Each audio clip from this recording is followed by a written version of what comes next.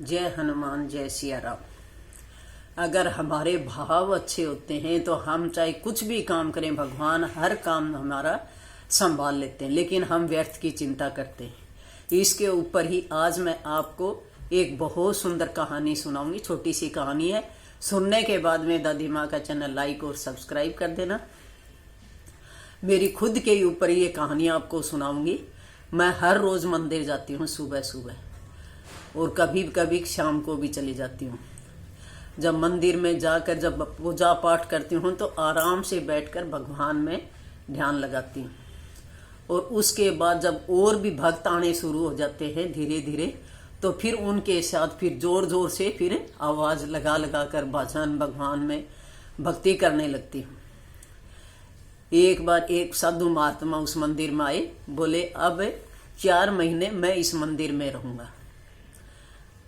तो बोले ठीक है, मैं पूजा पाठ करूंगा और इस मंदिर को संभालूंगा 4 महीने। मेरा रोज का नियम था सुबह मंदिर में जाना। मैंने देखा कि जो साधु थे जो मंदिर में आए थे, वो आराम से जो है जब अकेले बैठते हैं तो जोर जोर से भजन कीर्तन करते हैं, और जब सारी संगत आ जाती है, सब भगत आ जाते हैं, उस समय वो आराम से चुपचाप बैठे रहते हैं। मैंने एक दिन पूछा कि आप ऐसा क्यों करते हो?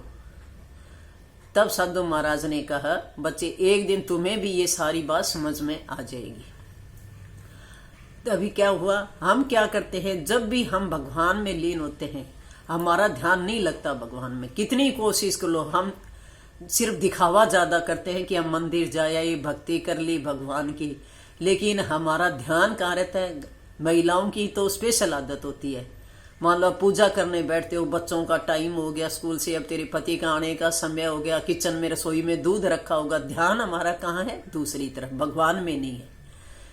तो ये क्या हो गया, हमारे भाव नहीं है, भगवान के प्रति भाव नहीं है। लेकिन भगवान हमेशा हमारे साथ होता है, चाहे कितनी उलझन हो जाओ, भगवान हमारी अपने आप सुलझा देता है। इसी तरीके से एक बार मंदिर में हनुमान जी का कीर्तन था। मैंने नई नई जूतियां खरीदी थी और मंदिर में गई। सब बड़े लाइन में लगे हुए थे, पूरी पूजा पाठ कर रहे थे। मैं भी हनुमान जी की भक्ति करने लगी। लेकिन मेरा ध्यान कहाँ था? मेरे मन में ये था कि कहीं तेरी जो नई नई जूतियां इतनी महंगी लेकर आई थी, इतनी पसंद की जूतियां हैं, कहीं कोई उठाकर तो न ले जाए। मेरा ध्यान कहाँ था? मेरी जूतियों की, जूतों की तरफ, कि मेरे जूतों को कोई न ले जाए। और आराम से हाथ जोड़कर भगवान के मंदिर में खड़ी हूँ। लेकिन हमारा जो ये मन था, ध्यान जो था, वो उन जूतों के ऊपर था। आराम से पूजा पाठ करके घर आ गई, रात को सो गई। सोने के बाद में रात को सपना आता है कि मेरी जैसे जूतियां रखी हैं, वही सपना जो दिन में मेरे ध्यान में था कि मेरी जूतियां रखी हैं मंदिर के आगे, और वहां पर उस जूतियों के पास कोई पहरेदार खड़ा है, कोई खड़ा है और उसकी रखवाली वो कर रहा है। पूरी रात जब तक मैंने भजन कीर्तन किया तब तक वहीं पर वो खड़ा रहा। और ये सोचते सोचते यही विचार मेरे दिमाग में, गहरी नींद थी, चलते रहे। तब भगवान बोला, जब तक तुम मंदिर में पूजा पाठ करते हो तुम्हारी हर चीज की मैं देखभाल करता हूं।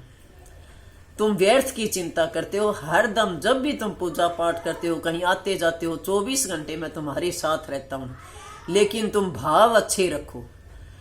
लेकिन हमारे भाव ही अच्छे नहीं होते, ये हमारी सबसे बड़ी कमजोरी होती है। हमारा ध्यान दूसरी तरफ होता है।